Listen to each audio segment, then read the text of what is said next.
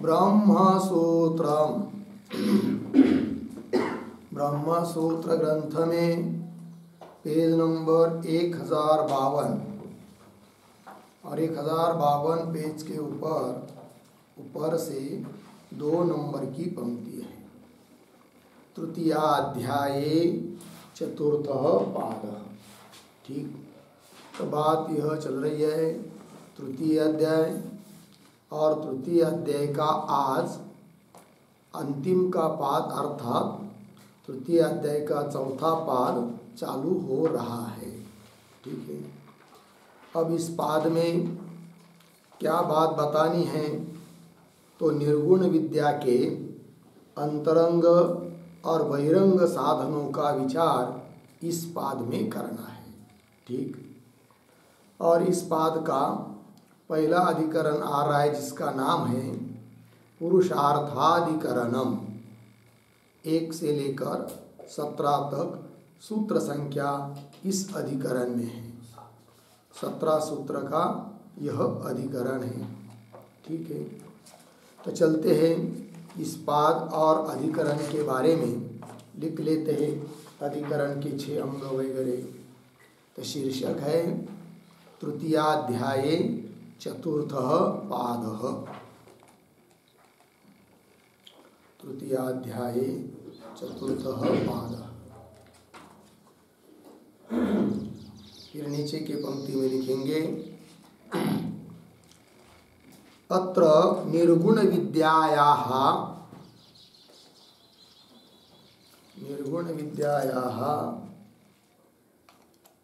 अंतरंग बहिरंग साधन विचारः। अंतरंग बहिरंग साधन विचारः।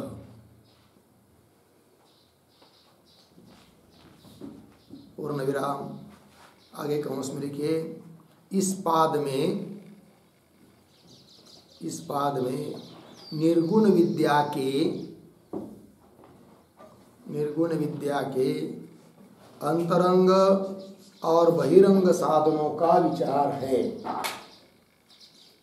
अंतरंग और बहिरंग साधनों का विचार है।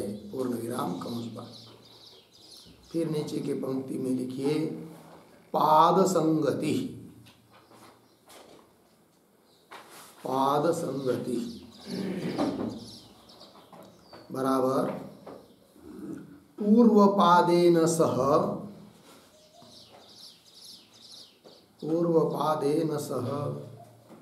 अस्य पादस्य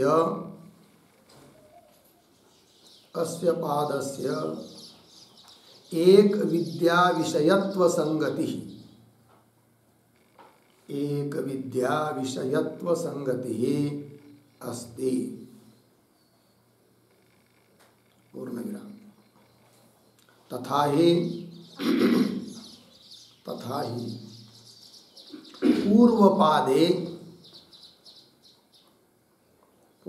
पादे परापर विद्यानां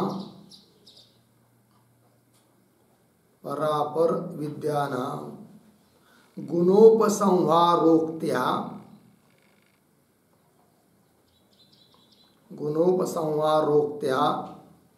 स्वरूपम निश्चितम। पूर्ण विराम। अस्मिन् पादे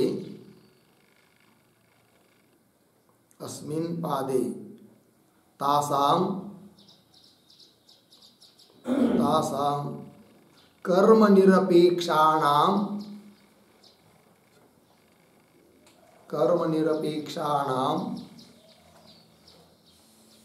विद्यानाम् एव पुरुषार्थ साधनत्व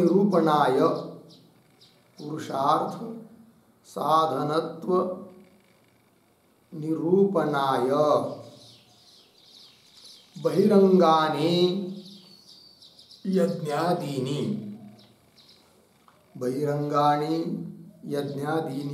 अर्धविराम शमादीनि समाधीनि श्रवणादीनि च अंतरंगाणि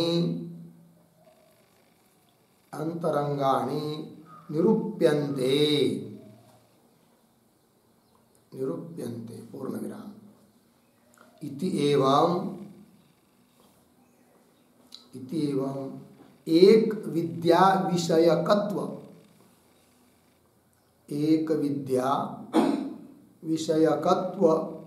रूप संगत्या अयं पादः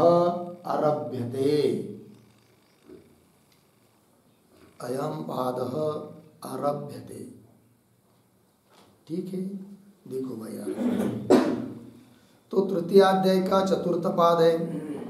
इस पाद में निर्गुण विद्या के अंतरंग साधन और कुछ बहिरंग साधन होते, उन दोनों प्रकार के साधनों का विचार करना है। ठीक, अब इस पाद की पूर्व पाद के साथ संगति क्या है? संगति बता दिया, एक विद्या विषयत्व संगति है। एक विद्या विषयत्व या एक विद्या विषयकत्व संगति बोलिए। कैसे? तो उसका स्पष्टीकरण कर रहे हैं, तथा ही इत्यादि पंक्ति के द्वारा। तो पीछे के पाद में परापर विद्या नाम, पर विद्या अपर विद्या, उन दोनों प्रकार की विद्याओं के गुणों का उपसंहार बताया। निर्गुण विद्या, सगुण विद्या, दोनों प्रकार की विद्याओं के जो गुण होते हैं, उन गुणों का उपसंहार, संग्रह, ये बताया। और उस कहने से सिद्ध हुआ कि उन विद्याओं का स्वरूप, परिमाण क्या है, वो निश्चित हुआ। अब इस पाद में क्या करना है फिर?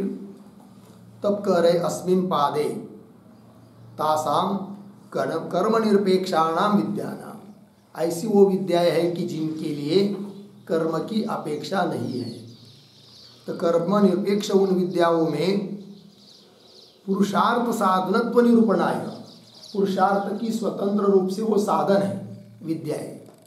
इस बात को सिद्ध करने के लिए पहले उन विद्याओं के जो साधन है, तो उसमें से कुछ यज्ञाधिक बहिरंग साधन है, अर्षम दम वगैरह ये सब अंतरंग साधन है, श्रवण मनन वगैरह। तो फिर दोनों प्रकार के उन साधनों का, विद्या के जो साधन है, निर्गुण विद्या के विशेष रूप के जो साधन है, बहिरंग साधन, अंतरंग साधन, उनका निरूपण किया जा रहा है। इसलिए पीछे के पाद के साथ इस पाद की संगति बन गई, एक विद्या विषयकत्व रूप संगति बन गई कि जिन विद्या के बारे में पूर्व पाद में गुणों का उपसंहार करते हुए विद्या का स्वरूप बताया पीछे के पाद में, उन्हीं विद्याओं के बारे में अब स्वतंत्र पुरुषार्थता है उन विद्याओं में, इस बात की सिद्धि करनी है। किंतु उस सिद्धि के लिए उन विद्या के जो साधन अंतरंग और बहिरंग, उसका पहले निरूपण किया जा रहा है। ठीक है, चलते फिर आगे। अब इस पाद का पहला अधिकरण, नंबर 1, पुरुषार्थाधिकरणम। पुरुषार्थाधिकरणम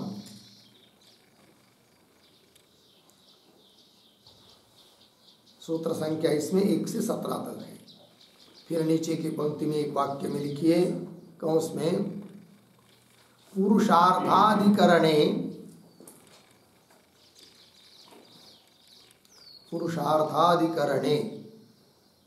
आत्मज्ञानस्य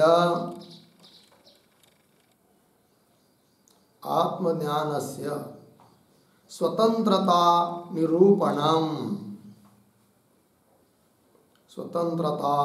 निरूपणम पूर्ण विराम कंस बंद।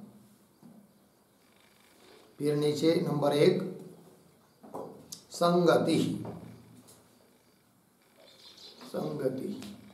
बराबर पूर्वाधिकरणेन सह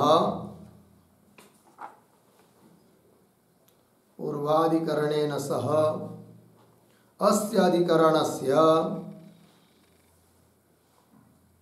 अस्य अधिकरणस्य प्रसंग संगति ही अस्ति, प्रसंग संगति ही अस्ति। पूर्ण विराम। तथा ही पूर्वाधिकरणे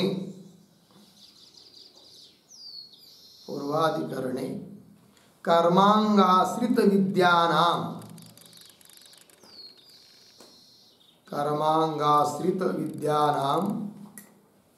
विचारः कृतः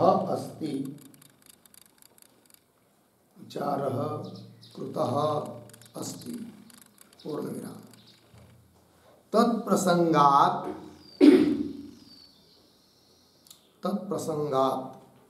ब्रह्मज्ञानस्य अपि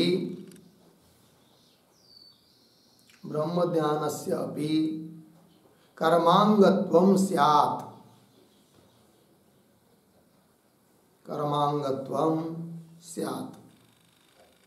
पूर्ण विराम। इति एवं प्रसंग संगत्या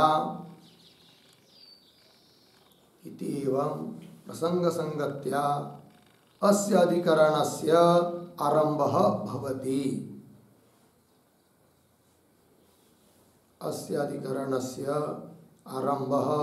भवति, हो गया। देखिए भाई यार, ये पुरुषार्थ अधिकरण है। इस अधिकरण में आत्मज्ञान अर्थात ब्रह्म ज्ञान, ब्रह्म विद्या ये स्वतंत्र है, स्वतंत्र मोक्षरूप पुरुषार्थ को सिद्ध करने वाले हैं, किसी कर्म का अंग नहीं है। इस बात की सिद्धि करनी है। चलते संगति बता रहे, तो पीछे के अधिकरण के साथ इस अधिकरण की प्रसंग संगति है। वो कैसे? तब कह रहे कि पीछे के अधिकरण में कर्माश्रित कर्म के जो अंग, कर्माश्रित अंग हुए, और उन अंगों के आश्रय से रहने वाली जो विद्या, उन विद्याओं का विचार किया पीछे के अधिकरण में। तब पूर्व पक्षी कहेगा कि यदि वो विद्याएं कि जिनका विचार आपने पीछे के अधिकरण में किया, और वो विद्या ऐसी थी कि जो पीछे के अधिकरण में विचार किया, तो वो विद्या ऐसी थी कि कर्म के अंगों के आश्रित थी। उसी प्रकार अब ब्रह्म विद्या का प्रतिपादन तुम सिद्धांति लोग कर रहे हो, तो यह ब्रह्म विद्या भी उसी प्रकार की क्यों न हो, कर्म के अंगों के आश्रित, अर्थात पर्याय से कर्मांग बन जाए, है कि नहीं, हो जाए। तो प्रसंग आ रहा है, तो प्रसंग संगति से इस अधिकरण का आरंभ होता है पूर्व पक्षी के मुख से। तो वही कह रहे, पूर्वाधिकरणे कर्मांगाश्रित विद्यानां विचार कृतः अस्ति, उसी का प्रसंग चल रहा है। तो ब्रह्म ज्ञान भी कर्मांगत्वं से कर्म के अंगों के आश्रित हो जाए। इति एवं प्रसंग संगति से इस अधिकरण का आरंभ हो रहा है। ठीक है, चलते हैं आगे। नंबर 2, विषय बराबर औपनिषद आत्मज्ञानम, औपनिषद आत्मज्ञानम अस्य अधिकरणस्य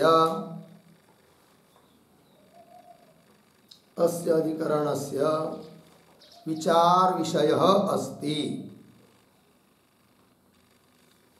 विचार विषयः अस्ति। ठीक है, देखिए भाई, हो गया पूर्ण विराम। अर्थ देखिए, औपनिषद आत्मज्ञान, उपनिषदों के द्वारा प्राप्त होने वाला जो आत्मज्ञान, ब्रह्मज्ञान जिसको कहेंगे, कि वही इस अधिकरण का विचार विषय है। ठीक है, फिर आगे चलते हैं नंबर 3 पर, संशय बराबर किम औपनिषदम आत्मज्ञानम,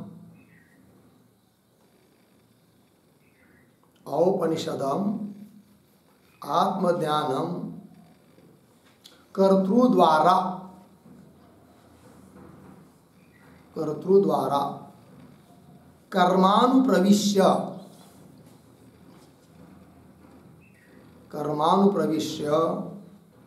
पुरुषार्थ साधकम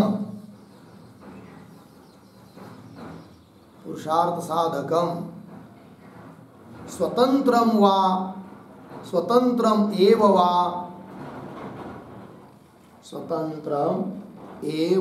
वा इति भवति संशयः।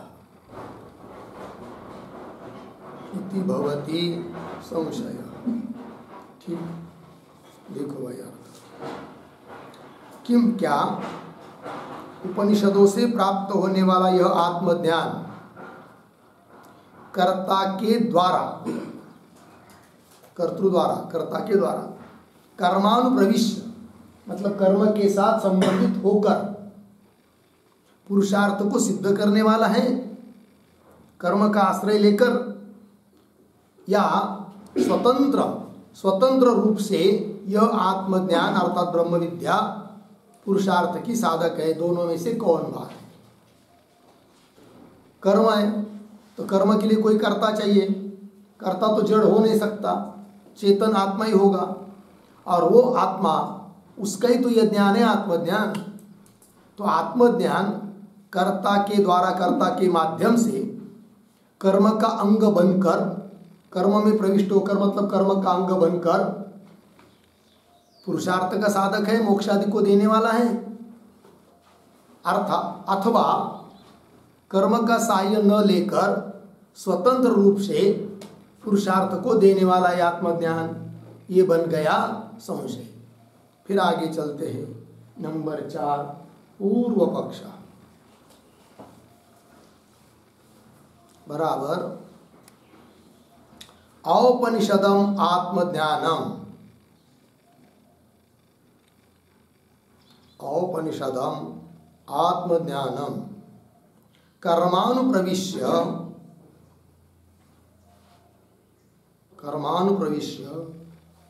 पुरुषार्थ साधकम अस्ति,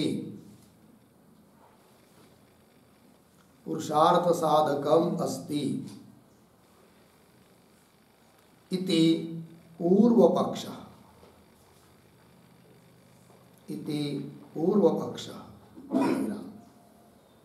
तथा ही आत्मनः देहादि व्यतिरेक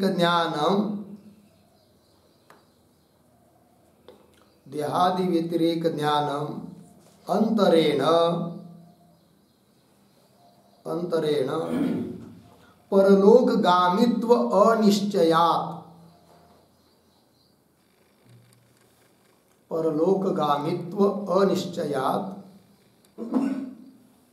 ज्योतिष्टोमादि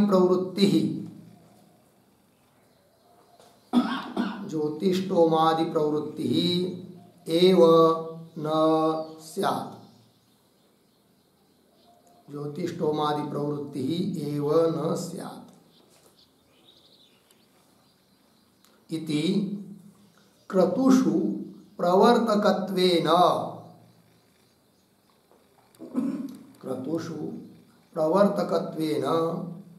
औपनिषदम आत्मतत्वज्ञानम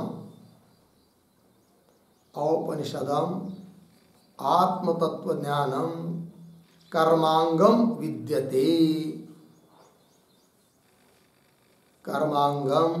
विद्यते इति पूर्व पक्ष।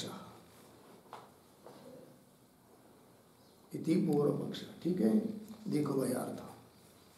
तो पूर्व पक्षी कहता है उपनिषदों से प्राप्त होने वाला जो आत्मज्ञान है वह सीधा पुरुषार्थ रूप मोक्ष को नहीं दे सकता, स्वतंत्र रूप से नहीं दे सकता है। फिर कैसा? कर्मानुप्रवेश, कर्म के साथ संबंधित होकर ही मोक्ष रूप पुरुषार्थ का साधक है आत्मज्ञान, ऐसा बोल रहा है पूर्व पक्षी। वो कैसे? तो उसका स्पष्टीकरण किया जा रहा है। तो उपनिषदों से प्राप्त होने वाला जो आत्मज्ञान है वो कैसा है? तो ज्ञान होने के पहले सभी लोग स्वयं आत्मा को जानते नहीं है। जानते तो देहादि को लेकर ही जानते हैं, देह से अतिरिक्त आत्मा है, इस बात को प्रायः लोग समझते नहीं है। और जो देह को ही आत्मा समझने वाले लोग हैं वो यज्ञादि कर्मों में कभी भी प्रवृत्त नहीं होते हैं, क्योंकि उनका सिद्धांत है देह ही आत्मा है, देह मरने के बाद मर गया, सब समाप्त हो गया, अस्तित्व ही समाप्त हो गया, फिर यज्ञ करके क्या फायदा।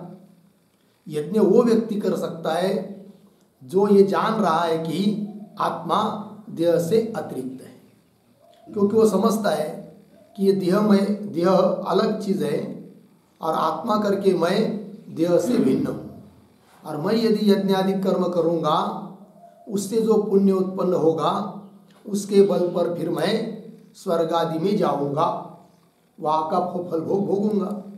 तो तब प्रवृत्त हुआ यज्ञ में कौन, जिसको आत्मज्ञान हुआ है। और आत्मज्ञान हुआ का मतलब देह से भिन्न आत्मा को जानना, यही आत्मज्ञान है, पूर्व पक्षी बोल रहा है। तो इस प्रकार का आत्मज्ञान जिसको रहेगा वही यज्ञादि में प्रवृत्त होगा। तो यज्ञादि करने के लिए प्रवर्तन कराने वाला, प्रेरणा देने वाला, यज्ञ करो तो कराने वाला कौन है, आत्मज्ञान है। अतः आत्मज्ञान अर्थात देह से भिन्न मैं हूँ, यह ज्ञान ही यज्ञादि में उस पुरुष को प्रवृत्त कराता है। तो उस यज्ञ का करता हुआ वो पुरुष और उसका जो ज्ञान है आत्मज्ञान की देह से भिन्न मैं हूँ, तो वो ज्ञान भी कर्ता के माध्यम से कर्म के साथ जुड़कर पुरुषार्थ को देगा, ऐसा स्वतंत्र नहीं देगा। पूर्व पक्षी कह रहा है तथा ही आत्मनः देहादि व्यतिरेक ज्ञानम अंतरेण, आत्मा देहादि का अलग है, इस ज्ञान के बिना अंतरेण परलोकगामित्व अनिश्चयात्, परलोक के लिए मैं जाऊंगा इसका निश्चय नहीं होगा, ये ज्ञान नहीं है तब तक। और ये ज्ञान होगा तब निश्चय हो जाता है कि मैं देह से अतिरिक्त हूँ, परलोक में जाने वाला हूँ। अब परलोक को जाने के लिए, स्वर्ग आदि लोक को जाने के लिए जो साधन चाहिए है वो करना मुझे चाहिए, तो वो ज्योतिष्टोमादि याग करने के लिए प्रवृत्त हो जाता है। तब ज्योतिष्टोमादि प्रवृत्ति एव न स्यात्, जब तक परलोकगामित्व का निश्चय नहीं होता है, अनिश्चयात् निश्चय नहीं होता है, तब तक ज्योतिष्टोमादि की प्रवृत्ति नहीं होती है। अतः इति क्रतुषु प्रवर्तकत्वेन, क्रतु यज्ञ, तो ज्योतिष्टोमादि यज्ञ में प्रवर्तक होने से औपनिषद आत्मज्ञान भी कर्म का अंग है, ये बोल रहा है कौन, पूर्व पक्षी। इतनी बात हुई, फिर आगे चलते हैं नंबर 5 पर। सिद्धांत बराबर आत्मतत्व ज्ञानम, आत्मतत्व ज्ञानम स्वतंत्रम पुरुषार्थ साधनम अस्ति, स्वतंत्रम पुरुषार्थ साधनम अस्ति इति सिद्धांत, इति सिद्धांत पूर्णविराम। तथा ही देह व्यतिरिक्त आत्मज्ञानम द्विधम अस्ति, देह व्यतिरिक्त आत्मज्ञानम द्विधम अस्ति, पूर्णविराम। आगे परलोकगामी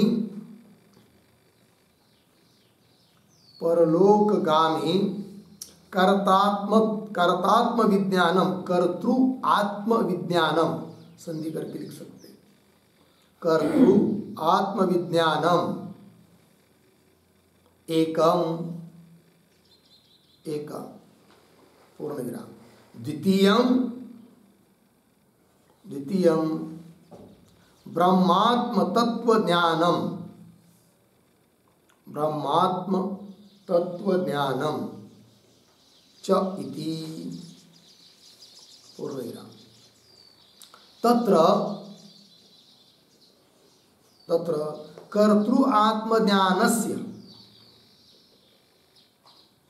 कर्तृ आत्मज्ञानस्य प्रवर्तकत्वे अपि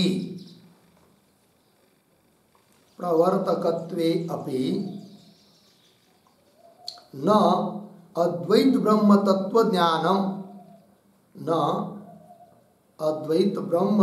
ज्ञानम प्रवर्तकम पूर्ण विराम प्रत्युत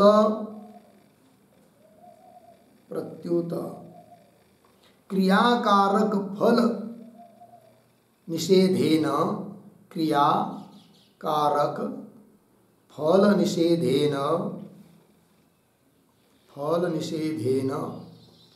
निवर्तकम एव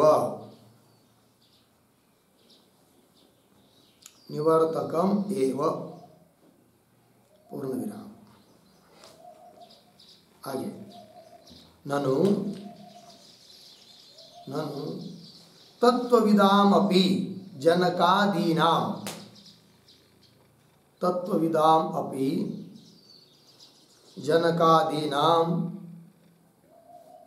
कर्म प्रवृत्ति लक्षणः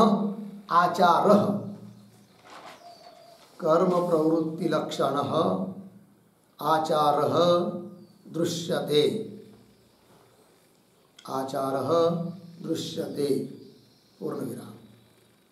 आगे बाढ़म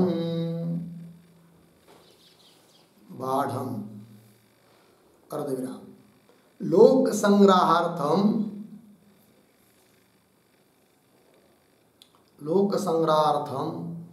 अयम आचारः अस्ति अयम आचारः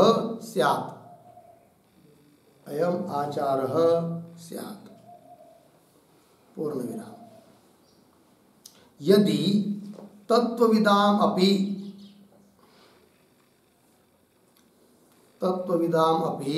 मुक्तये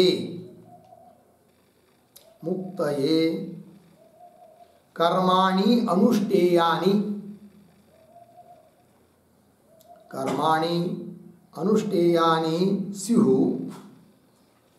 स्युः अर्धविराम। कथं तर्हि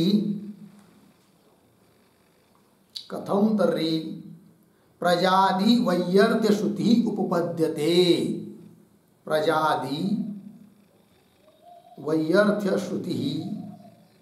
उपपद्यते पूर्ण विराम। उद्धरण चिन्ह में किं प्रजया करिष्यामः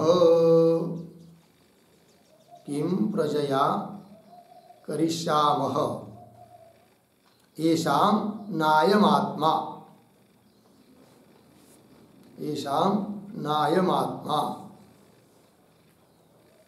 उद्धरण चिन्ह इति। फिर आगे आत्मतत्व स्वरूपस्य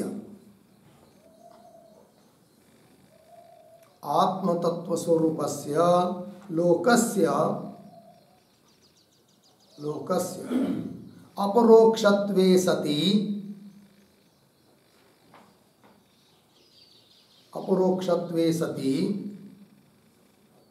अनात्मलोक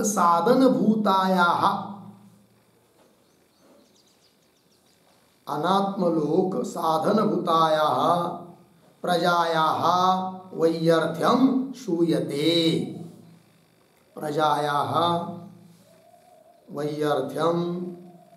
श्रूयते पूर्ण विराम। आगे एवं उद्धरण चिन्ह में किमर्था वयम अध्येष्यामहे किमर्था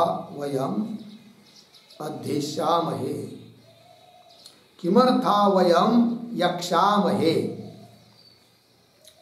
किमर्थम वयम यक्षामहे उद्धरण चिन्ह इत्यादि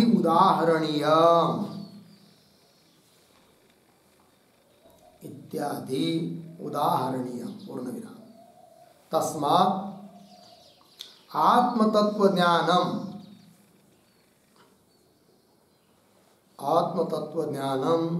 स्वतंत्रम पुरुषार्थ साधनम स्वतंत्रम पुरुषार्थ साधनम अर्धविराम न तो कर्मांगम इति सिद्धांत न तो कर्मांगम इति सिद्धांत। ठीक हो गया। अर्थ देखिए भाई, तो सिद्धांति कह रहे हैं कि आत्म तत्व ज्ञान स्वतंत्र रूप से ही पुरुषार्थ का साधन है, उसको कर्म की सहायता लेने की जरूरत नहीं है। ज्ञान और कर्म इनका समुच्चय यहाँ नहीं है, केवल ज्ञान से मोक्ष प्राप्त होता है। ठीक, उसका स्पष्टीकरण कर रहे तथा ही इत्यादि पंक्ति से। तो देह व्यतिरिक्त आत्मज्ञानम द्विविधम अस्ति। सिद्धांति कह रहे हैं कि वो आत्मज्ञान जो है ना वो दो प्रकार का है। देह से भिन्न आत्मा का ज्ञान दो प्रकार का है। वो दो प्रकार कौन है? तो दे रहे, एक है परलोकगामी कर्तृ आत्मविज्ञानम एकम। ठीक, परलोकगामी परलोक को जाने वाला, स्वर्ग आदि को जाने वाला जो कर्तारूप आत्मा, उसका ज्ञान वो एक हो गया। वो कैसा कि बस देहादि से मैं अतिरिक्त हूँ किंतु मैं कर्ता भोगता हूँ। यज्ञादि कर्म करूँगा तो उसके आधार पर स्वर्ग आदि लोक को जाऊँगा, वहाँ के दिव्य भोग भोगूंगा। तो ये भी आत्मज्ञान ही है। किंतु ये किस प्रकार का आत्मज्ञान है? परलोक को जाने वाला जो कर्ता रूप आत्मा, उसको केवल देह से भिन्न जानना, इस प्रकार का यह आत्मज्ञान है। और यह ज्ञान यज्ञादि के लिए प्रवृत्त कराने वाला है, किंतु ये वास्तविक आत्मा का ज्ञान यथार्थ रूप से नहीं है, क्योंकि आत्मा तो कर्तृत्व भोक्तृत्व आदि धर्मों से रहित है। और उन धर्मों को लेकर आत्मा को जानेंगे तो यथार्थ ज्ञान नहीं हो सकता है।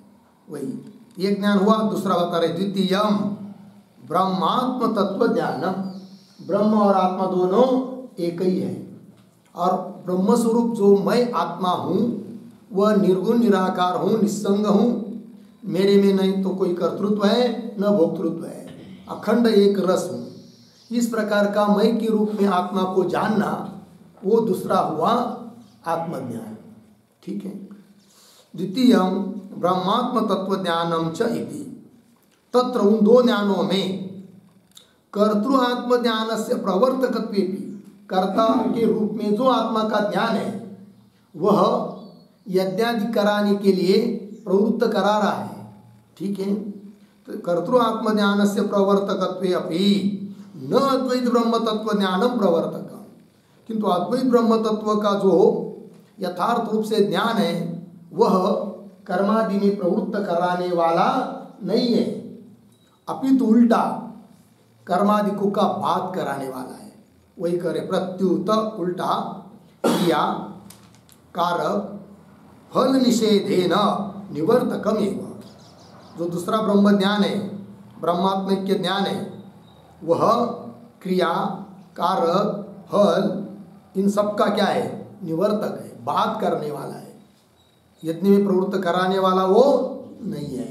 और वो ज्ञान स्वतंत्र पुरुषार्थ मोक्ष को देने वाला है। यह हम लोगों का सिद्धांत है, ऐसा सिद्धांति कह रहे हैं।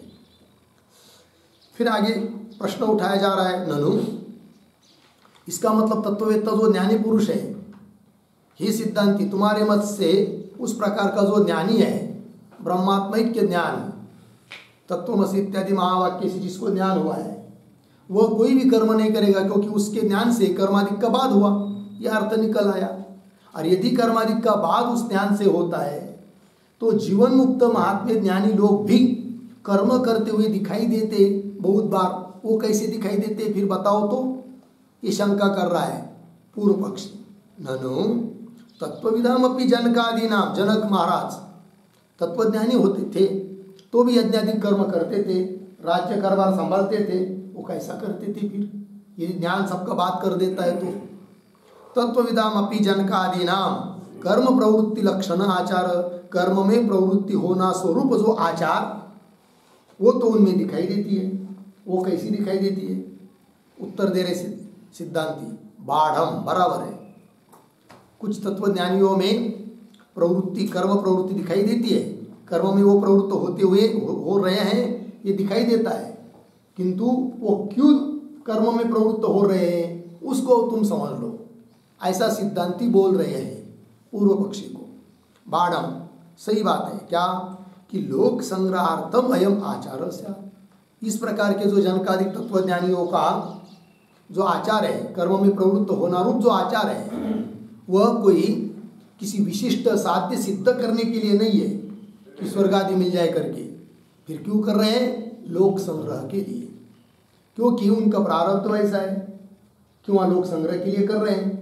वो सोच रहे हैं यदि हम इस प्रकार के यज्ञ आदि कर्म नहीं करेंगे तो बाकी के जो सामान्य लोग अज्ञानी जन हैं वो भी नहीं करेंगे, तो फिर उनको संभालने के लिए, उनको भी इधर पारमार्थ में जुड़े रखने के लिए वो स्वयं उस प्रकार का आचरण कर रहे हैं, उनके लिए स्वयं के लिए उसकी जरूरत न होने पर भी। तो लोक संग्रहार्थम अयम आचार से। आगे, यदि तत्वविदाम अपि मुक्तये कर्माणि अनुष्ठेयानि स्युः, सिद्धांती बोल रहे पूर्व पक्षी को, हे पूर्व पक्षी तुम्हारे कहने के अनुसार थोड़ी देर के लिए मानेंगे क्या कि तत्ववेत्ता ज्ञानी के लिए भी मोक्ष प्राप्त करने के लिए कर्माधिक अनुष्ठान करने चाहिए, यही तो अभिप्राय है ना पूर्व पक्षी का। यदि ऐसा थोड़ी देर के लिए मानेंगे तो बहुत सारी श्रुतियों के साथ विरोध आएगा। कैसे?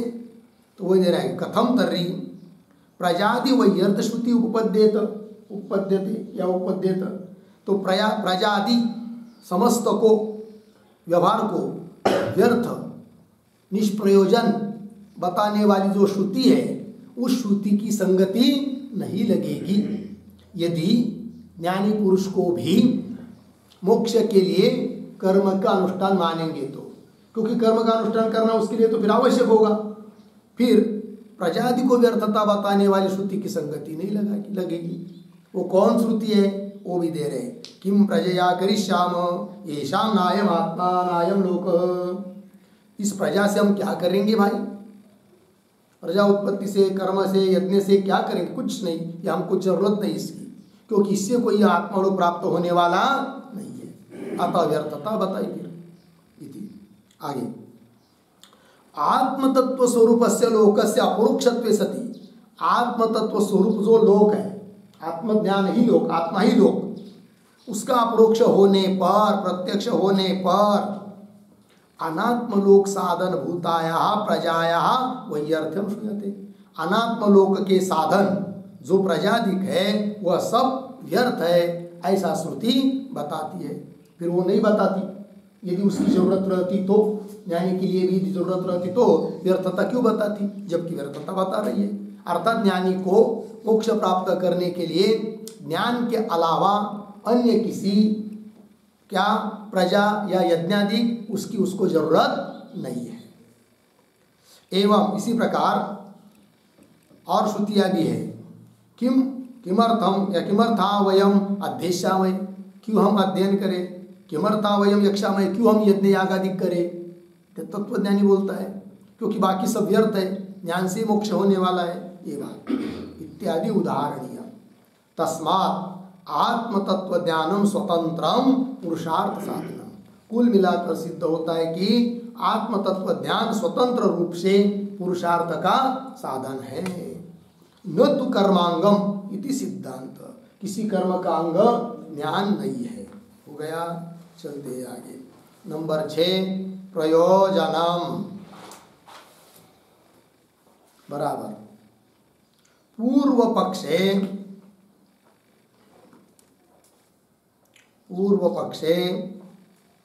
समुचिताभ्याम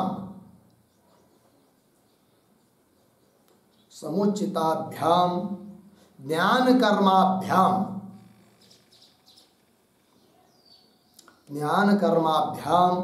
मुक्ति ही फलम भवति, मुक्ति फलम भवति पूर्णविराम।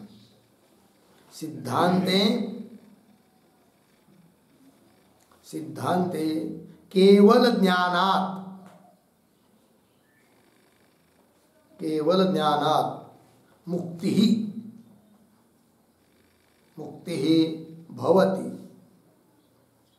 इति उभयोः फलभेदः अस्ति। इति उभयोः फलभेदः अस्ति। ठीक है, देखो भाई अर्थ। तो पूर्व पक्ष में समुचिताभ्याम, समुचित मिलकर कौन कौन, ज्ञान और कर्म, ज्ञान और कर्म दोनों का साथ साथ अनुष्ठान करेंगे तभी मोक्ष रूप फल मिलेगा। ये पूर्व पक्षी के लिए फल है। और सिद्धांत में केवल ज्ञान से ही मोक्ष अर्थात मुक्ति मिलती है। इस प्रकार का फल है। तो दोनों का फल भी अलग अलग हुआ, साधन का वैचित्र्य। ठीक है, ये हो गया भाई अधिकरण के 6 अंग। अब अधिकरण का सार बताने के लिए वैयासिक न्यायमालाकार के जो 2 श्लोक प्रत्येक अधिकरण के लिए आते हैं, उन श्लोकों का उच्चारण और अर्थ करेंगे। पहला श्लोक, कृत्वर्थमात्मविज्ञानम् स्वतंत्रं वात्मनो यतः देहातिरेकमज्ञात्वा न कुर्यात् क्रतुगं ततः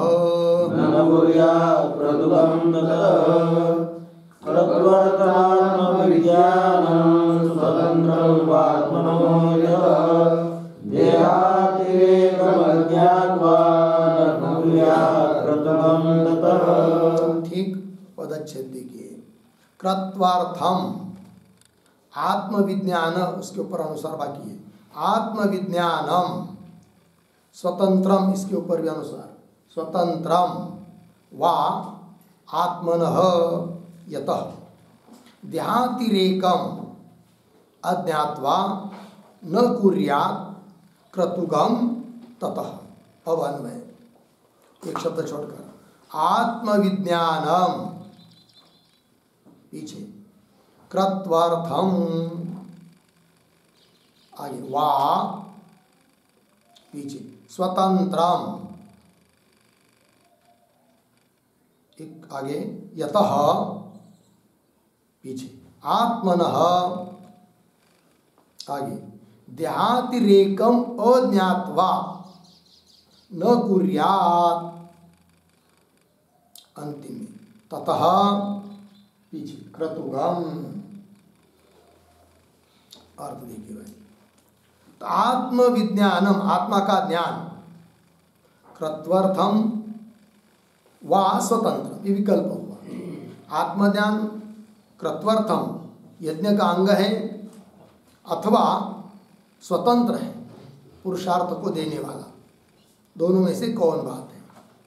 तब पूर्व पक्षी बोल रहा है, यतः जिस कारण से कि आत्मनः देहातिरेकम अज्ञात्वा, आत्मा देह से अतिरिक्त है, इसको जब तक नहीं जानता है तब तक वो यज्ञ नहीं करता है। यज्ञ कोई भी व्यक्ति तब करता है जब अपने आत्मा को देह से अतिरिक्त जानता है, और देह से अतिरिक्त आत्मा को जानना यही है आत्मज्ञान। और इस प्रकार का आत्मज्ञान रहने पर ही कर्म में प्रवृत्त हो रहा है, नहीं तो नहीं हो रहा है। अर्थात कर्म का अंग बन गया कौन? आत्मज्ञान। वही कह रहा है, यतः आत्मन देहातिरेकम अज्ञात्वा न कुर्या ततः तस्मात् कारणात् क्रतुगम, क्रतु के लिए, यज्ञ के लिए ही है वो आत्मज्ञान। अर्थात यज्ञ का अंग बन गया, कर्म का अंग बन गया आत्मज्ञान। अर्थात वो आत्मज्ञान मोक्ष देगा तो कर्म की सहायता लेकर ही मोक्ष को देगा, स्वतंत्र रूप से मोक्ष को नहीं देगा। ये पूर्व पक्षी का अभिप्राय हुआ। ठीक है, चलते हैं आगे। दूसरा श्लोक, नाद्वैतधि कर्म हेतुर हन्ति प्रत्युत कर्मसा आचारो लोक संग्राही स्वतंत्रा ब्रह्मधीस्ततः नाद्वैतधि कर्म हेतुर् हन्ति प्रत्युत कर्मसा आचारो लोकसंग्राही स्वतंत्रा ब्रह्मधिस्ततः। न पदच्छेद न अद्वैतधीहि कर्म हेतु हन्ति प्रत्युत कर्म सा आचारः लोकसंग्राही स्वतंत्रा ब्रह्मधीहि ततः। अब अन्वय एक शब्द छोड़कर अद्वैतधीहि कर्म हेतु पीछे न आगे प्रत्युत सा पीछे कर्म और पीछे हंति प्रत्युत सा कर्म हंति आगे आचार लोक संग्राही अंतिम में ततः उसके पीछे ब्रह्मधि और पीछे स्वतंत्रा। अर्थ देखिए अद्वैत धी अद्वैत ज्ञान ब्रह्म ज्ञान कर्म हेतु न कर्म के लिए कारण नहीं है, क्योंकि पूर्व पक्षी ब्रह्म ज्ञान का अर्थ अलग समझ रहा है और सिद्धांति की दृष्टि से अलग है। पूर्व पक्षी आत्मज्ञान ब्रह्म ज्ञान शब्द से क्या समझता है? केवल देह से अतिरिक्त आत्मा को जानना कर्ता के रूप में, इतना ही समझ रहा है। कर्ता भोक्ता के रूप में देह से भिन्न आत्मा है, इस बात को जान लिया, हो गया आत्मज्ञान। और वो ज्ञान तो कर्म का अंग है, बराबर भी है पूर्व पक्षी का, क्योंकि वो ज्ञान तो कर्म का अंग हो सकता है। किंतु सिद्धांति की दृष्टि से जो आत्मज्ञान है ब्रह्म ज्ञान है वो कर्म का अंग नहीं है और वो मोक्ष के लिए स्वतंत्र साधन है। वो क्या है? ब्रह्म से अभिन्न आत्मा है, असंग है, निर्गुण निराकार है, कर्तृत्व भोक्तृत्व कोई सांसारिक धर्म उसमें नहीं है। इस प्रकार का आत्मा को मय के रूप में जानना है कि नहीं, वो आत्मज्ञान ब्रह्म ज्ञान है और वो कर्म का अंग नहीं है, वो स्वतंत्र रूप से मोक्ष को देने वाला है, ये सिद्धांति का कहना। तो वही कह रहे अद्वैत धी मतलब अद्वैत बुद्धि अद्वैत ज्ञान ब्रह्म ज्ञान कर्म हेतु न कर्म के लिए कारण नहीं है। उल्टा इस प्रकार का ज्ञान होने पर प्रवृत्त हुआ व्यक्ति भी कर्म से दूर हो जाता है, कर्म करता नहीं है, क्योंकि वो सोचता है मैं क्यों करूं, किस लिए करूं, जब तो न तो मैं भोगता हूं न करता हूं। ये बात अद्वैत दी कर्म हेतु न प्रत्युत उल्टा सा अद्वैत धी कर्म हंति हंति मतलब बाधम करोति, कर्म का क्या कर देती है? बाध कर देती है कि नहीं। फिर बोलेगा पूर्व पक्षी मतलब तत्वज्ञान होने पर कर्माधिक कोई करेगा नहीं, तत्वज्ञानी पुरुष कर्माधिक नहीं करेगा, यह अर्थ निकल आया, क्योंकि वो तत्वज्ञान कर्म का क्या कर देता है? बाध। फिर कोई ज्ञानी महात्मे जन का अधिक तत्वज्ञानी होते हुए भी कर्म कर रहे हैं, कैसे? फिर तो उसका उत्तर दे रहे आचार लोक संग्राही। ऐसो ज्ञानी महात्मा का जो आचार है कर्म करना है वो लोक संग्रह के लिए है। ततः तस्मात् कारणात् ब्रह्मधि स्वतंत्र, ब्रह्मधि मतलब ब्रह्म ज्ञान ये स्वतंत्र रूप से पुरुषार्थ को देता है, मोक्ष को देता है। ये बात सिद्धांति ने बता दिया। ठीक है, आगे चलते अब भाष्य में।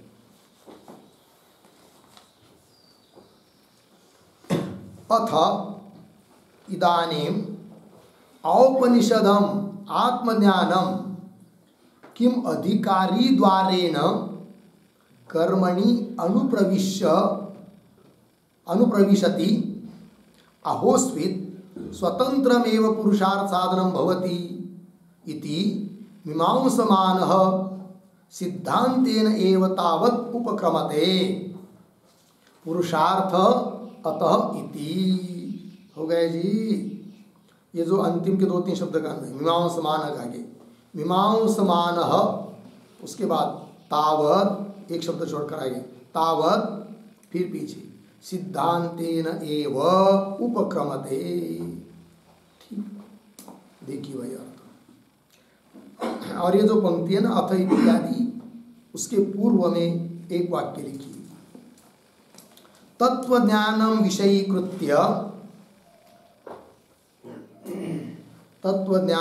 विषयीकृत्य वादि विप्रतिपत्त्या वादि विप्रतिपत्त्या संशयम आह, संशयम आह अथ इति, अथ इति। तत्वज्ञान को विषय बनाकर, तत्वज्ञान को उद्देश्य करके वादी लोगों की विप्रतिपत्ति होती है, अतः संशय को बता रहे हैं। अथ इदानीम, अथ पीछे का पाठ समाप्त होने के बाद इदानीम अब औपनिषदम आत्मज्ञानम, उपनिषदों से प्राप्त होने वाला आत्मज्ञान, किम क्या, अधिकारी द्वारेण, अधिकारी के माध्यम से, कर्मणि अनुप्रविशति, अनुप्रविशति का अर्थ लिखिए संबद्धम भवति, अनुप्रविशति मतलब संबद्धम भवति, अर्थात वह आत्मज्ञान यज्ञाधिक में जो अधिकारी पुरुष है उसके माध्यम से कर्म के साथ संबंधित हो जाता है। पहला प्रश्न, पहला विकल्प, कर्मणि अनुप्रविशति, अहोस्वित अथवा स्वतंत्रमेव पुरुषार्थ साधनम भवति, क्यों वह आत्मज्ञान स्वतंत्र रूप से ही पुरुषार्थ का, मोक्ष का साधन है। इति मीमांसमानः, मीमांसमान मतलब क्या, विचार करते हुए, कौन, सूत्रकार, मीमांसमान, मीमांसा मतलब विचार, तो विचार करते हुए ऐसे कौन है, सूत्रकार भगवान व्यास महाराज। तावत, तावत मतलब सबसे पहले, सिद्धांतेन एव उपक्रमते, पहले सूत्र में सिद्धांत बता के जा रहे हैं, फिर आगे आएगा दूसरे सूत्र से पूर्व पक्षी, ठीक है ना। तो सिद्धांतेन एव उपक्रमते, सिद्धांत को बताते हुए ही उपक्रम अर्थात आरंभ कर रहे हैं। वो कौन है सूत्र पहला, तो वो करे पुरुषार्थ अतः इति इत्यादि सूत्र से व्यास महाराज सूत्रकार भगवान सिद्धांत को बताते हुए ही आरंभ कर रहे हैं। और किस बात का विचार करना है उनको, यह आत्मज्ञान, औपनिषद आत्मज्ञान कर्ता के द्वारा, अधिकारी के द्वारा कर्म के साथ संबंधित होता है अथवा स्वतंत्र रूप से पुरुषार्थ का साधन है, इस बात का विचार करना है। चलिए फिर सूत्र आया, तो सूत्र का उच्चारण और अर्थ देख लेंगे। सूत्र है पुरुषार्थोत शब्दादिति बादरायणः, पुरुषार्थोत शब्दादिति बादरायणः। ठीक, लिखते हैं सूत्र का अर्थ, लिखेंगे सूत्रावतरणम, सूत्रावतरणम बराबर कर्मांग, कर्मांग संगी विद्योक्ति प्रसंगात, कर्मांग संगी विद्योक्ति प्रसंगात, विद्योक्ति प्रसंगात ब्रह्मज्ञानस्य, ब्रह्मज्ञानस्य कर्मांगत्वम आशंक्य, कर्मांगत्वम आशंक्य परिहरति, परिहरति पुरुषार्थ इति पूर्ण विराम। फिर नीचे की पंक्ति में सूत्रम, पुरुषार्थोतः शब्दादिति बादरायण, 3 4 1 पदच्छेद, पुरुषार्थः अतः शब्दात् इति बादरायणः। फिर नीचे पदार्थोक्ति, प्रतीक अतः बराबर अस्मात् औपनिषदात्म ज्ञानात्,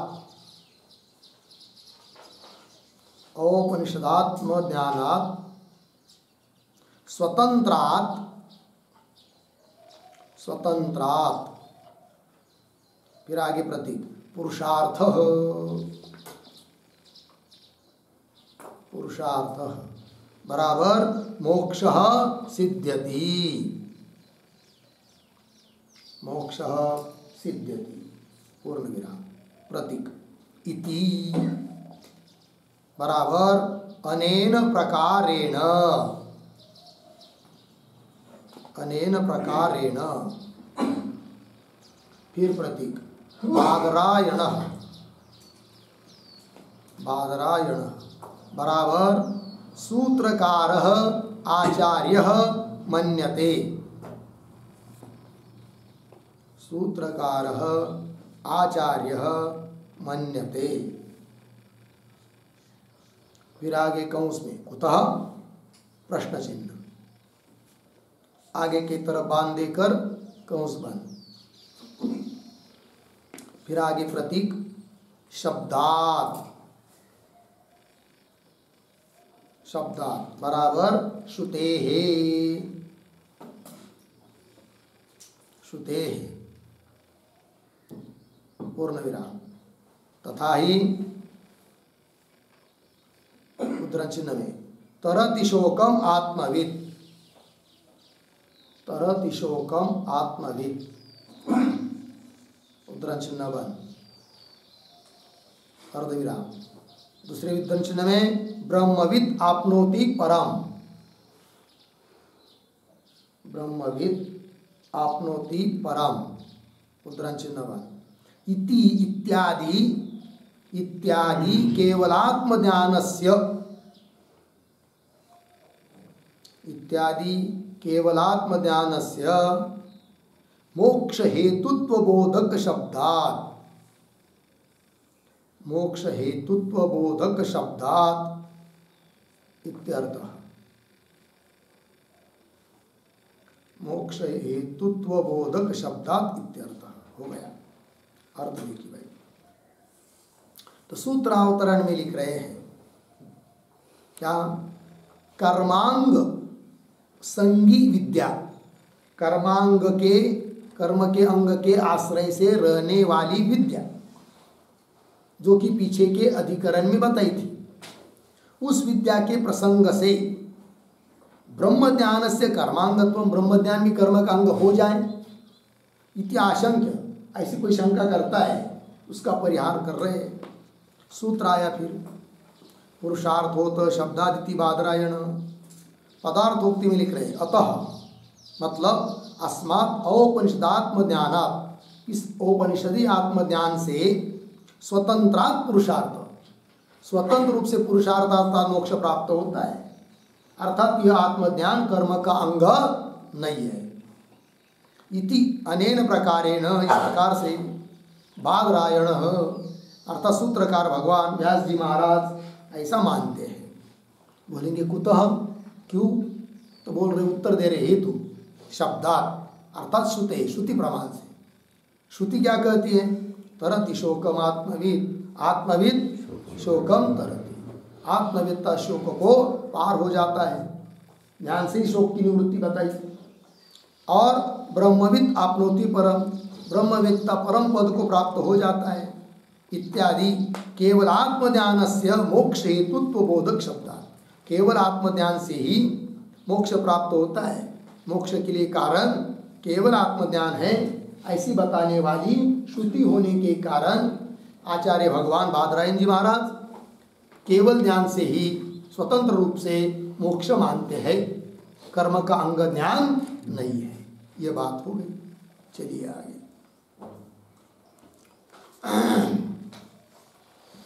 अस्मात् वेदांत विहितात् आत्मज्ञानात् स्वतंत्रात् पुरुषार्थ सिद्ध्यति इति, है कि नहीं। ये जो पंक्ति है ना अस्मात्, उसके पूर्व में छोटा वाक्य सूत्रस्थाम प्रतिज्ञाम योजयति, सूत्रस्थाम प्रतिज्ञाम योजयति अस्मात् इति। ठीक है, देखो भाई, सूत्र में जो प्रतिज्ञा की कि ज्ञान स्वतंत्र रूप से मोक्ष देने वाला है, उसको ही घटा रहे हैं। पंक्ति को देखिए, सूत्र में पद आया था अतः, उसका अर्थ कर दिया अस्मात्। अस्मात् वेदांत विहितात् आत्मज्ञान, इस वेदांत से विहित आत्मज्ञान से, वेदांत से विहित इस आत्मज्ञान से स्वतंत्र इस ज्ञान से पुरुषार्थ सिद्ध्यति, पुरुषार्थ मतलब मोक्ष सिद्ध होता है। इति बादरायण आचार्य मन्यते, व्यास जी महाराज ऐसा मानते हैं। तो बोलेंगे पूर्व पक्षी पूछ रहा है कुतः एतद् अवगम्यते, ऐसा कैसा मान रहे, प्रमाण क्या इस मानने को बताओ, कुतः प्रश्न किया, हेतु दे रहे शब्दात इति, शब्दात का अर्थ होता है श्रुति प्रमाणात, श्रुति के आधार पर व्यास जी महाराज ऐसा मानते हैं, अपने मन से नहीं। अच्छा कौन है वो प्रमाण, कौन श्रुति प्रमाण है बताओ फिर, तो दे रहे तथा ही करके। तो श्रुति है तरति शोकम आत्मविद, आत्मवेत्ता शोक को तैर जाता है, तो आत्मज्ञान से शोक का लंघन बताया, शोक की निवृत्ति बताई, अनर्थ की निवृत्ति बताई, अर्थात मोक्ष की प्राप्ति आत्मज्ञान से। और श्रुति स यो ह वै तत्परमं ब्रह्म वेद ब्रह्म एव भवति, स य जो कोई साधक तत्परमं ब्रह्म वेद, उस परम ब्रह्म को जानता है, और वो जानने वाला फिर ब्रह्म एव भवति, ब्रह्म ही बन जाता है, ये भी श्रुति है। और ब्रह्मविद आपनोति परम, ब्रह्मवेत्ता परम पद को, मोक्ष को प्राप्त हो जाता है। और आचार्यवान पुरुषो वेद तस्य तावदेव चिरम यावत् न विमोक्षे अत संपत्से इति, ये भी श्रुति है। आचार्यवान पुरुषो वेद, आचार्यवान जिसको आचार्य प्राप्त हो सके है, गुरु प्राप्त हुए है, ऐसा पुरुष ही वेद उस तत्व को जानता है। और जिसने तत्व को जान लिया तस्य तावदेव चिरम, उसको तब तक ही विलंब है जब तक, तावदेव चिरम यावत न विमोक्षे, जब तक वो देह छूटता नहीं है, देह की आसक्ति छूटती नहीं है, देह का तादाद में छूट गया अथ संपद से, बस स्वतः वो ब्रह्म स्वरूप हो जाता है, अतिरिक्त रहता नहीं है। ये बात इति, ये बताया। और आगे यह आत्मा अपद पापमा, ये भी श्रुति इति उपक्रम्य, ऐसा उपक्रम किया है। ये जो पंक्ति है ना, यह आत्मा इत्यादि, उसके पूर्व में छोटा वाक्य लिखते अवतरा, सगुण ब्रह्म ज्ञानस्य अपि, सगुण ब्रह्म ज्ञानस्य अपि स्वातंत्रेण पुमर्थ हेतुता, स्वातंत्रेण पुमर्थ हेतुता इति वक्तुम तद विषयां श्रुतिम आह, तद विषयां श्रुतिम आह, यह आत्मा इति, ठीक है, यह आत्मा इति। और देखिए भाई, तो सगुण ब्रह्म ज्ञान से अपि, निर्गुण ब्रह्म ज्ञान तो स्वतंत्र रूप से पुरुषार्थ देने वाला, इसमें कोई दिक्कत नहीं, किंतु सगुण ब्रह्म ज्ञान भी स्वतंत्रेण, स्वतंत्र रूप से पुमर्थ हेतुता पुरुषार्थ के लिए कारण है। इस बात को कहने के लिए तद विषयक श्रुति को दे रहे हैं। यह आत्मा अपद पापमा, जो आत्मा की पाप रहित है, इस प्रकार से उपक्रम करके, आरंभ करके आगे बताया है। सर्वांश लोकान आपनोति सर्वांश कामान यह तम आत्मानं अनुविद्य विजानाति इति, ठीक है। शब्दों का थोड़ा अन्वय उत्तरार्ध में आया, यह तम आत्मानं अनुविद्य विजानाति, फिर शुरू में अध्यर्थ सह सर्वांश लोकान, एक शब्द छोड़कर सर्वांश कामान पीछे आपनोति, ठीक है। देखो भाई, यह जो कोई साधक तम आत्मानं अनुविद्य, उस आत्मा को अनुविद्य अर्थात अन्वेषण करके जानता है, वह सर्वान लोकान, सभी लोगों को, सभी कामों को प्राप्त कर लेता है। ये बात बता दी, क्योंकि जिसने आत्म तत्व को यथार्थ रूप से जान लिया, उसको मोक्ष प्राप्त हो गया। और फिर जिसको मोक्ष प्राप्त हुआ उसने जैसे कि सभी भोग प्राप्त कर लिए, सभी लोग प्राप्त कर लिए, उसकी सभी इच्छाएं पूर्ण हो गई। बोलेंगे कैसे? तो सभी लोग, बाकी के स्वर्गादि लोग या कोई भी भोग प्राप्त होने पर जो आनंद मिलता है उन सभी आनंदों का अंतर्भाव मोक्ष आनंद में है। मोक्ष आनंद से वो बाहर अतिरिक्त आनंद नहीं है। तो जिसको महान बड़का आनंद मिल गया, मोक्षानंद मिल गया, अर्थात उसको बाकी के सभी आनंद जैसे कि मिल गए। अतः कहा जाता है कि उस ज्ञानी ने जैसे कि सभी लोगों को प्राप्त कर लिया, सभी कामों को प्राप्त कर लिया, क्योंकि इतना बड़ा आनंद उसको मिला है, उससे बढ़का आनंद और दूसरा कोई नहीं है। लग गया? जैसे उदाहरण, किसी को 1 कोटि रुपए मिल गए तो उसको 10,000 प्राप्त हुए कि नहीं? 1 लाख प्राप्त हुए कि नहीं? है कि नहीं? 20 लाख भी प्राप्त हो गए, क्योंकि 1 कोटि के अंतर्गत वो सब आ गए उस तरह। ठीक है ना? इसी बात को समझने के लिए इस पर एक टिप्पणी लिखते छोटी सी। उद्धरण चिन्ह में यह आत्मा, उद्धरण चिन्ह वाले इति प्रजापत्युक्त ब्रह्म विद्यायाम, प्रजापत्युक्त ब्रह्म विद्यायाम लोकादिकम सगुण विद्या फलम,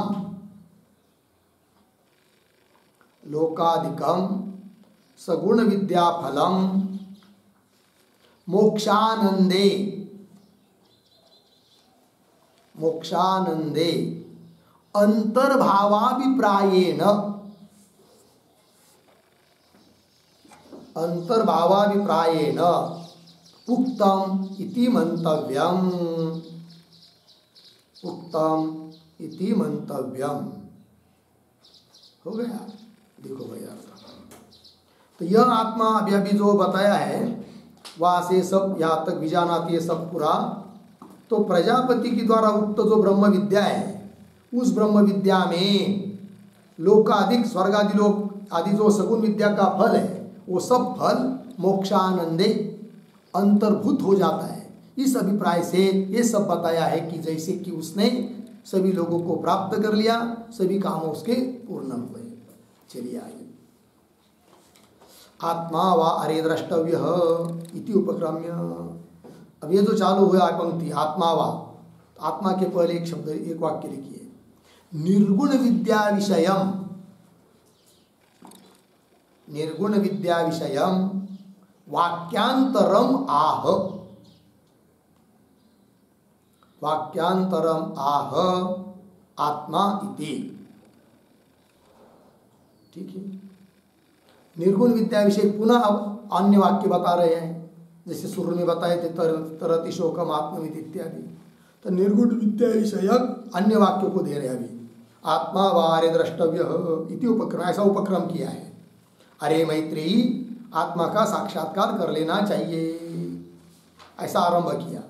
फिर आगे कहा एतावत् अरे खलु अमृतत्वम, अरे अरे मैत्रेयी, एतावत् खलु अमृतत्वम, एतावत् यही तो सचमुच क्या है? अमृतत्व है। एतावत्, एतावत् मतलब क्या? एतावत् का अर्थ लिखिए एक आत्मा इति ज्ञानम, एक आत्मा इति ज्ञानम। ठीक, एक आत्मा इस प्रकार का जो ज्ञान, यही तो सचमुच अमृतत्वम, अमृतत्वम शब्द का अर्थ लिखिए मोक्ष साधनम, यही तो मोक्ष का साधन है, ऐसा बताया गया। आगे इति एवं जातीय का श्रुति केवलाया विद्याया पुरुषार्थ हेतुत्वम श्रावयति। बराबर? इति एवं जातीय का श्रुति, इस प्रकार की श्रुतियां केवल विद्या से ही, ब्रह्म ज्ञान से ही पुरुषार्थ प्राप्त होता है। अर्थात पुरुषार्थ हेतुत्व, पुरुषार्थ की कारणता केवल विद्या में ही है, ऐसा ये सब श्रुति बता रही है। तात्पर्य ब्रह्म ज्ञान स्वतंत्र रूप से मोक्ष पुरुषार्थ को देने वाला है, वो कर्म का अंग नहीं है। यह सिद्धांत की बात इस अधिकरण के शुरू में ही बता दी। वैसा तो हर एक अधिकरण में प्रक्रिया ये होती है कि पहले पूर्व पक्षी आता है, बाद में सिद्धांत आता है, किंतु यहाँ पर सिद्धांत की बात पहले बता दी, फिर पूर्व पक्षी चालू हो रहा है। पुनः पूर्व पक्षी समाप्त होने के बाद पुनः उसका खंडन सिद्धांती करेंगे। तो पहले सूत्र का भाष्य पूरा हुआ, फिर आगे सूत्र 2, 3, 4, 5, 6 और 7 इतने सूत्र पूर्व पक्षी के सूत्र है, 2 से लेकर 7 तक। ठीक है, फिर पुनः आगे सिद्धांतियों के सूत्र आएंगे। तो उन सभी सूत्रों का और सूत्रों के भाष्य का विचार हम लोग कल करेंगे। ओम पूर्णमदः पूर्णमिदं पूर्णात् पूर्णमुदच्यते पूर्णस्य पूर्णमादाय पूर्णमेवावशिष्यते। ओम शांति शांति शांति।